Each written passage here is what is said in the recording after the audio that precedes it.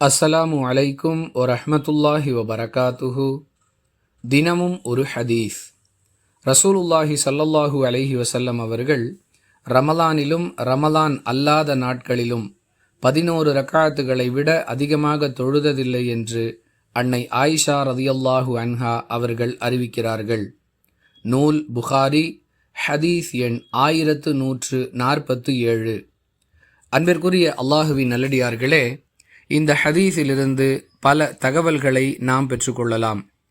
முதலாவதாக, ரமலான் மாதத்திற்கென்று சிறப்பான எந்த ஒரு தொழுகையையும் இஸ்லாம் நமக்கு கற்றுக் கொடுக்கவில்லை.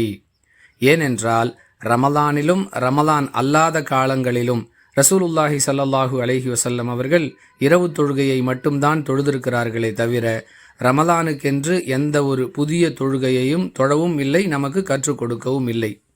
இரண்டாவதாக, இந்த ஹதீஸின் அடிப்படையில் 11 ரக்காத்துகள் என்று குறிப்பிடப்பட்டிருந்தாலும் வேறு அளவுகளிலும் அல்லாஹுவின் தூதர் ஸல்லல்லாஹு அலைஹி வஸல்லம் அவர்கள் தொழுதிருக்கிறார்கள் என்பதை வேறு பல ஹதீஸுகளிலிருந்து அறிந்து கொள்கிறோம்.